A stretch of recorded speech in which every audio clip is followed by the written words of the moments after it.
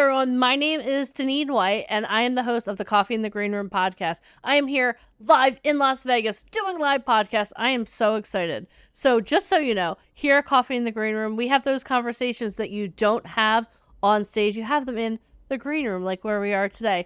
I am so excited to have my guest, Marcus Weiss, here. Marcus, welcome to Coffee in the Green Room. Thank you for having me, Deneen. It's an absolute pleasure, a joy. I am thrilled to be here. You're pure joy. Yeah. It's like every time I have the opportunity to interact with you, it's pure joy. But can you let my audience know just a little bit about yourself before we delve into our conversation? Sure. My name is Marcus Weiss. My brand is the Marcus Weiss Experience because I think each and every one of us shows up as an experience to have an experience with others. And hopefully those listening in will go inward a little bit and decide for themselves what their experience is going to be of life. You know what I mean? So that being said, I'm an actor, director, producer, speaker, and certified neuroencoding specialist, which is a life coaching methodology, which I apply with those I work with. That's awesome. So First of all, you had the opportunity to speak at our event yesterday, and something you said really hit me. And this morning I woke up, I was like,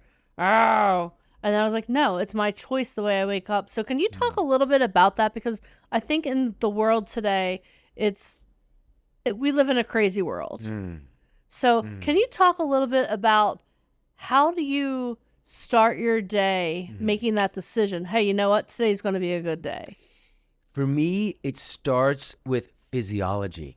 Okay. Meaning with the body. It starts with something that I consciously do with my body, which includes my hands and my face, to then change the way that I think, which changes the way that I feel, which then has a little bit of a snowball effect on my day. So what I do literally in the morning, I take my fingers and I put them up to my eyes and I go, it's going to be a great day. Like that. Oh, wow. I love that. Literally. And what that does is it makes me smile just enough to believe just enough that it will be a great day. Ooh.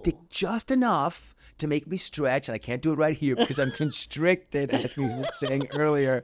But just enough to stretch, just enough. And then, which sends another signal to me that the day is worth going into. Okay. That I value myself enough to stretch. Oh. So it's like this thing of the day is going to be a great day, and therefore I will stretch. And because I'm stretching, I'm sending another signal to me that I still have a body and I can still do something with it. And before I know it, I'm out of bed. And then I have water with a little bit of lemon in it, and then I put something healthy in my body and all that kind of thing. But it starts with this conscious choice to believe that it's going to be a great day. I love that so much because we're both students of Tony Robbins, and one of the things that he talks about is like you can change your state just by snapping your fingers. Yeah. So I love the fact that you're like literally opening your eyes like, okay, today is going to be a great day, and then you smile. I love all of that. When I was younger, I used to be very cynical, let's say, and I had a friend who gave me a flower arrangement for my birthday. And it was like this big smiley face because he said, you frown too much. You need to smile more. And I will never forget because I was like, again, I was a completely different human back when I worked with him. But he would say, you know what you need? It takes more muscles to frown than it does to smile. And I used to tell him, well, I guess my face is in shape then, isn't it? But which wasn't very nice. Sorry, Dave, if you're watching this podcast. But I love that you make a conscious decision of how you're going to start your day, because again, so many times people, they let their day rule them instead of them ruling their day. So I love that. So talk to me a little bit more about being a coach, because I know that's your nexus of focus right now, is you are helping people, you're coaching them. So how did you go from being an actor, which is amazing, we could talk about that in a couple of minutes, to being a coach? Like, what was that tipping point for you? It wasn't too long ago when I had a successful acting and teaching career. I was performing at night and teaching during the day, and a wonderful wife and two amazing boys, teenagers now. That's always fun, teenage boys. Oh my God! Now I can say I have two teens. Amazing. Yeah, help me. Said help. So yeah, and it was before COVID when I didn't want to get out of bed. Mm-hmm. As opposed to what I do now, which is it's going to be a great day. I didn't want to get up at all. Yeah. So my alarm would go off and I wouldn't open my eyes at all because I knew that at the time, that the day was going to be another stressful day. Yeah. That it was going to be, and I convinced myself, and nobody knows the future, but somehow I thought that it was going to be because I based my future on my past experiences, which I had, assigned negative meaning to. Yeah. And it was just always, something was always stressful, or even if something was happy, I thought, oh, it's not going to last, or whatever it was. The other shoe's going to drop. The other shoe's going to drop. And I always found something melancholy or something stressful to assign to what was going on in my life. Yeah. Honestly. And on the outside, I was still this guy because from here on up, I still knew that life was worth living and that life was glorious ultimately. And, because I was on stages and I was performing and I was doing all that. And so I knew and I could get myself there, but off stage, I had some issues. Yeah. And somehow during COVID, my wife nudged me into an online personal development event, which was Tony Robbins. And it was one of those challenges online, one of those free challenges. Oh, yeah. Through that, I went to Unleash the Power Within with Tony Robbins. And before I knew it, I was jumping up and down and I was feeling alive and I was looking forward to the next day and I couldn't wait to get up in the morning and I didn't want to go to sleep because the day wasn't long enough. And all of a sudden I was like, wait a minute, what? I did something to make myself see I'm like coming alive just thinking about it. Yeah, I can see that. Yeah, because the associations that I'm having up here are making me feel a certain way and making me want to move. Mm-hmm. And so I was like, wait a minute, there's things that I can actually do on purpose to change how I feel on the inside, which changed entirely how I looked at the world. And because I was helped by somebody speaking on a stage and coaching other people, I was inspired to do that for others because I'm like, if there's others who feel like I do, then I felt almost like compelled to go and reach out. And it dawned on me that that was the thing that I was passionate about in performing to begin with. Wow. Which was connecting and moving other people. And I remembered that I had said that when I was in college and somebody interviewed me about why I was going into acting. And I said, well, I want to connect with and move other people. Wow. And now I've added on that I don't just want to move them in the moment. I don't just want to move them for the time that they're in the theater. Yeah. I would like to give them things that they can actively remember and do beyond my presence. I love that. In their lives. That's amazing. Yeah. I love that because you were in the Blue Man Group, and we'll talk about that in just a moment because the whole, and I still haven't seen the show. Don't hold that against me. No. I will. You will. It's magnetizing towards you. But it is. But what you talk about when you're talking about being in the Blue Man Group is moving people in that moment. So can you talk about that? Because I feel like that's connected to what you're doing now in some way. So I did Blue Man Group for a little over 10 years, from 2000 to 2010. And the character doesn't speak, for those of you who haven't seen it. Yeah. And we call them bald and blue, and they don't have ears because we wear makeup and a bald cap and stuff. And so the character is very neutral in a way, physically. Yeah. And is very universal because he doesn't speak a specific language. Yeah. And what we do is get completely into this innocent, sort of neutral way of being present and open. And the Blue Man doesn't understand human conflict. They're coming from a place where they're just assuming that the universe is benevolent. And see, I'm already kind of semi-looking like Blue Man because we're like, why are you getting confused at this? Or why are you not joyful in this moment? They don't understand that. They're not even intellectualizing it necessarily. Yeah. And from that place, when we're coming from this place of sort of innocence and openness, and yet complete awareness that anything could happen, with the assumption that something wonderful is going to happen, then we connect in this way with other people. They feel it, even if it just for a moment. And of course, in the show, people are in a safe environment. They know that it's a show and everything. But they can feel that connection of that powerful, sort of authentic connection. Yeah. And then they want to go wherever it is that you take them. They want to go with you because they trust you instinctively. Yeah. And I did that show for a long time, and I would leave the show with that sense that, wait, if I just show up open and sort of hopeful, or with this faith that something wonderful is going to happen, if I show up like that in my life with other people, amazing things happen. Yeah. It's like a magnet of openness, because I think everybody wants to have that feeling in their lives. Yeah. I absolutely agree with that, because we all want that connection. We all want something amazing to happen, and we all want to believe that. And I think, again, with the way the world is right now, it kind of, I don't know how to exactly put what I'm trying to say, but I feel like so many times the world is dulling that desire in us, because we're like, oh, okay, like you watch the news, you watch this, you watch that, okay. Yeah. But I love that the Blue Man Group pulls that out of people. So in your coaching, yes, do you help bring people to that spot? Because a lot of times when people are seeking out a coach, they're not in the best spot. I mean, there are some people, the high performance people, that are like, okay, I just need more coaches. But then other times you're going to attract people who are like, they see that spark in you. Yes. And they want that. So how do you take what you learned in the Blue Man Group and do you take what you learned in the Blue Man Group and apply that to your coaching in any way? Oh, okay. Yes, I do.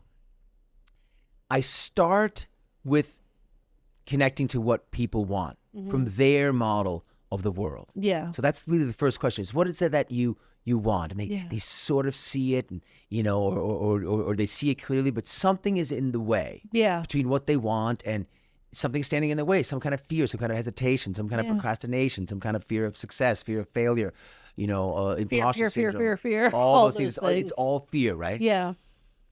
And yet intellectually, they can still think something wonderful is going to happen, which is, by the way, the subtext of the Blue Man character. Yeah. Something wonderful is going to happen. And what is that something that you want? Okay. And so then they'll see it. So, okay. So this idea that something wonderful is going to happen. So what you want is going to happen. Yeah. So what's standing in the way? And what I do in my coaching is, like you said, they see that spark in me, and then we do things in real time to get them to feel a certain way, and then we anchor that.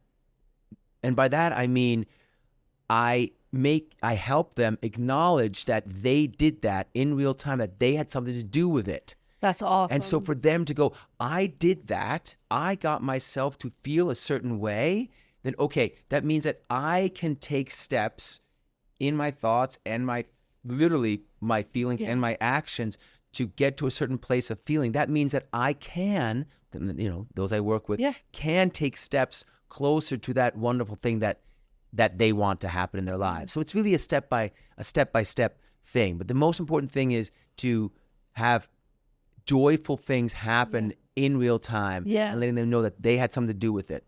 Yeah, that's right there and then. That's awesome, because that's the role of a coach. When you are coaching people, it's your job to give them the tools and resources that they need to do the work on their own. Yes, and to know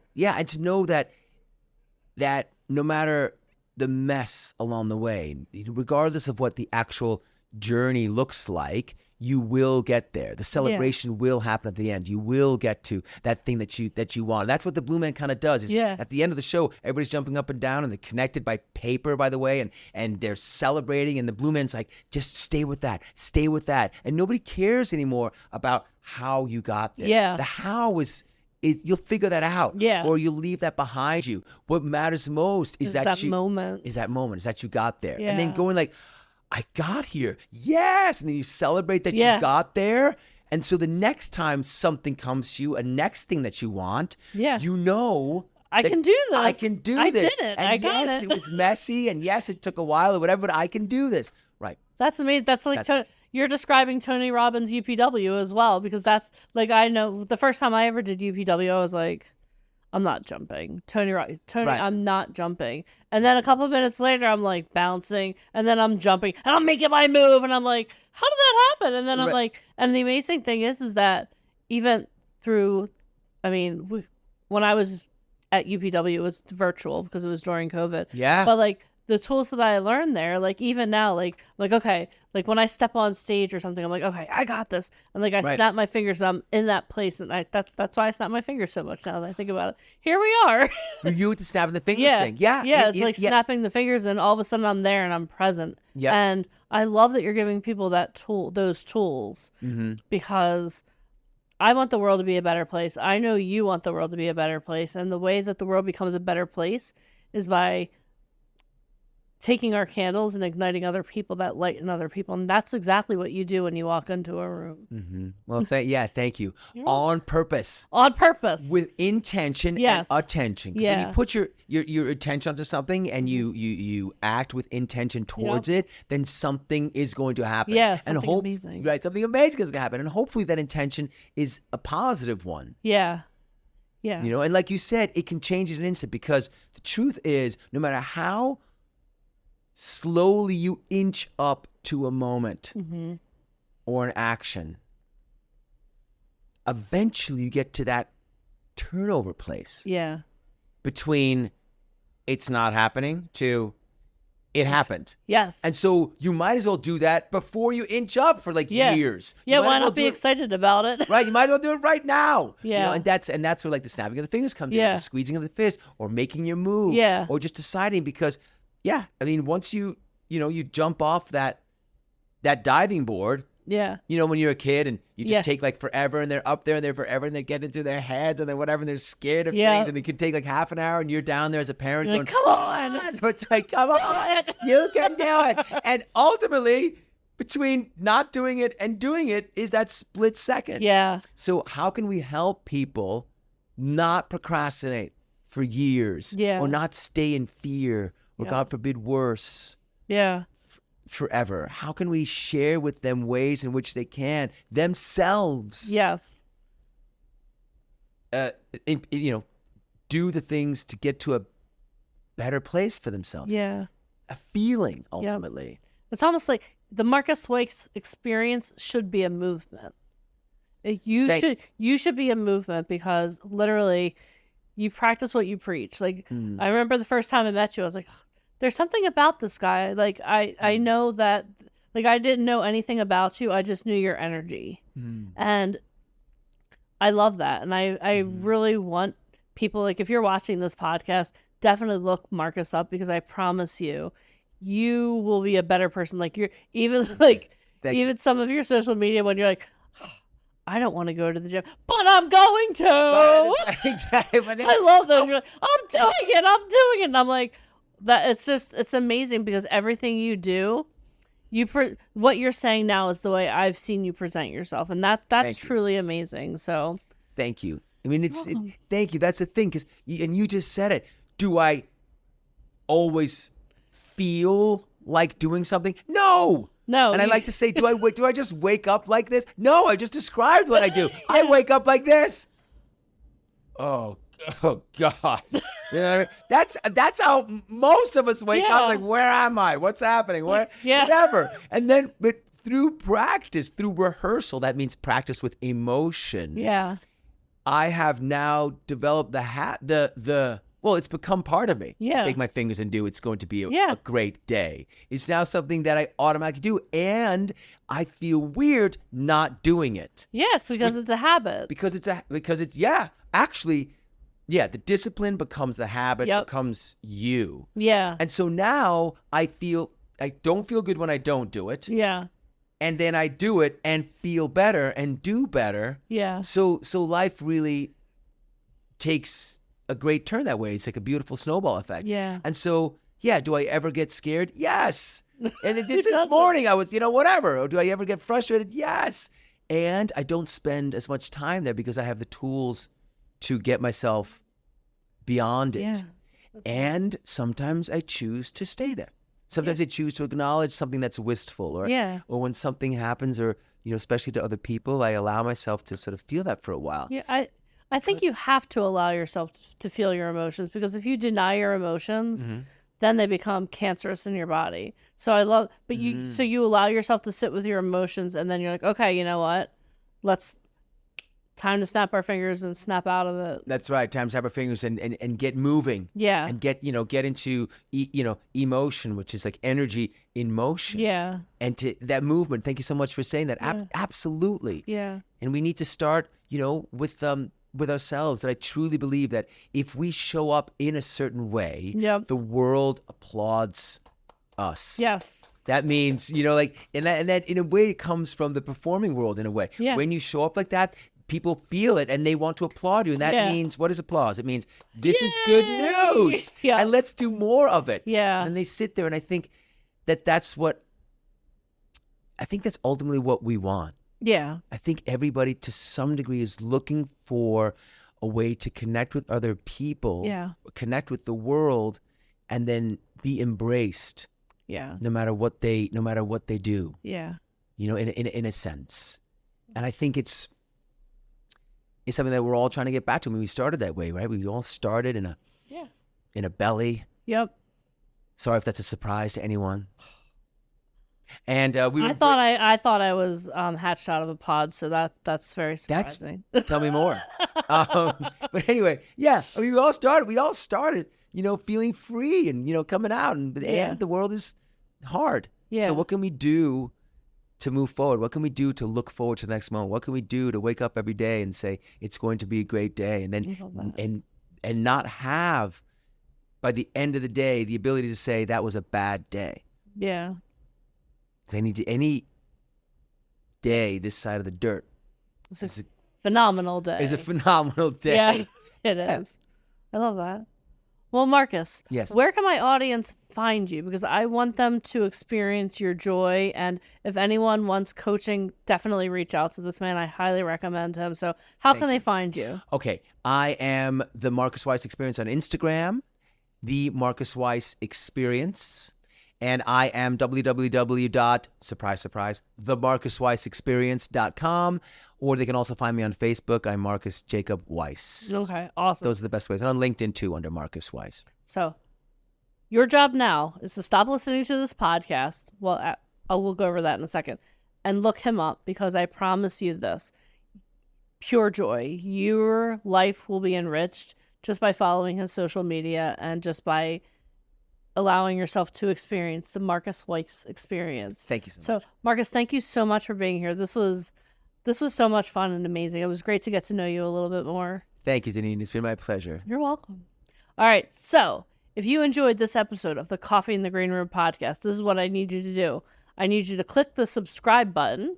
You can find us on any podcasting platform, and make sure you subscribe, because here at Coffee in the Green Room, we have those conversations you may not have on stage, you have behind the stage. And trust me, you want to subscribe, because I have amazing guests coming up. So thank you so much for watching, and I will see you on the next podcast.